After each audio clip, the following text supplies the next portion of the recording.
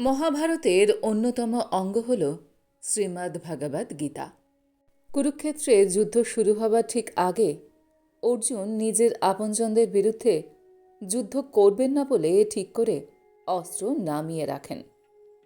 তখন শ্রীকৃষ্ণ তাকে জীবনের সঠিক দিশা দেখান, কর্তব্যের আসল অর্থ বোঝান।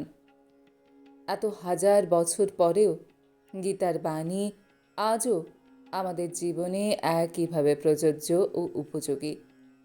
শ্রীমদ্ ভগবদ্ গীতায় জীবনের আসল অর্থ ব্যাখ্যা করেছেন শ্রীকৃষ্ণ। গীতার বাণী সঠিকভাবে অনুসরণ করতে পারলে সাফল্যের পথের সন্ধান পাওয়া যায়। সেই কারণে আমাদের প্রত্যেকেরই গীতা পাঠ করা খুবই জরুরি, কারণ গীতার বাণী জীবনের সাফল্যের মূল ভিত্তি। আজ আমরা সেখান থেকে গীতার মূল 6টি বাণী তুলে ধরব। শ্রীকৃষ্ণের এই 6 বাণী জীবনে সাফল্যের সন্ধান দেয়। যখনই আপনি জীবনের সংকটে বা সংশয়ের মুখে পড়বেন, তখনই গীতার বাণী আপনাকে আশ্রয় দিতে পারে। গীতার বাণী অবশ্যই আপনাকে জীবনে কঠিন সময় থেকে বেরিয়ে আসতে সঠিক পথের সন্ধান দেবে। গীতার বাণী আপনার জীবনের সব সমস্যা দূর করে সুখী ও সাফল্যের দিকে নিয়ে যাবে। চলুন তাহলে আমরা এবারে জেনে নিই গীতার সেই সেরা 6 বাণীর কথা। 1. জীবনে জন্মের মতো মৃত্যুও অবধারিত। গীতায় কৃষ্ণ বলেছেন, যার জন্ম হয়েছে তার মৃত্যু হবেই। তাই মৃত্যুর কথা ভেবে আতঙ্কিত হবার কিছু নেই, বা প্রিয়জনের মৃত্যুতে ভেঙে পড়াও ঠিক নয়। 2. কোনো কোনো মানুষের সবাইকে সন্দেহের চোখে দেখার একটা প্রবণতা থাকে।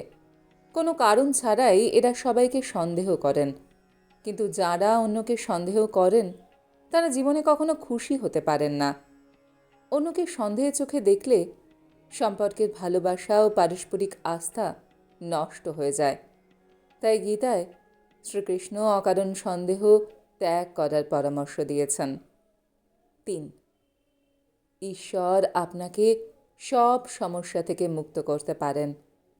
সেই কারণে সবসময় নিজের সব কাজে ঈশ্বরকে স্মরণ করুন।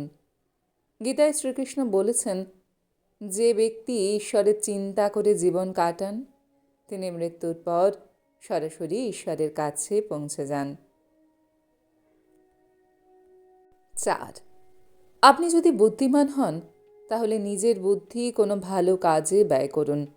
নিজের বুদ্ধি কখনো কোনো খারাপ কাজে ব্যবহার করবেন না। কোনো ষড়যন্ত্রে কখনো নিজেকে লিপ্ত করবেন না।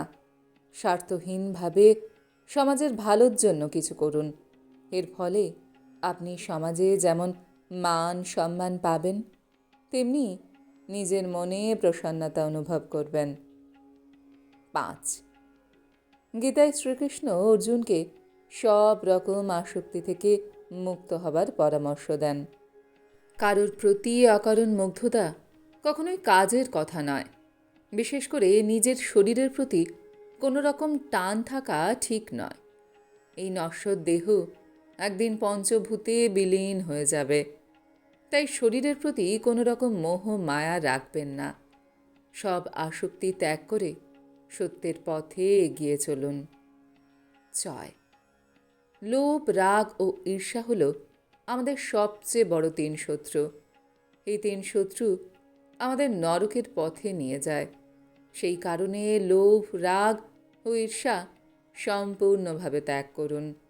এই সব শত্রু নিজের জীবন থেকে দূরে রাখলে আপনি সফল ও সুখী জীবন যাপন করতে পারবেন। আজকের ভিডিওটা আমি এখানে শেষ করলাম। আপনাদের কেমন লাগলো কমেন্ট সেকশনে অবশ্যই লিখে জানান। যদি আমার ভিডিওটা আপনাদের ভালো লেগে থাকে তাহলে আশা করব লাইক শেয়ার অবশ্যই করবেন। আর এই ধরনের মোটিভেশনাল ভিডিও আরও দেখবার জন্য আমার চ্যানেলটিকে সাবস্ক্রাইব করতে ভুলবেন না কিন্তু। তবে আজ এই পর্যন্ত। আমি খুব তাড়াতাড়ি আবারও অন্য কোনো মোটিভেশনাল ভিডিও নিয়ে আপনাদের কাছে চলে আসছি। সবাই খুব ভালো থাকবেন, সুস্থ থাকবেন, আনন্দে থাকবেন। নমস্কার।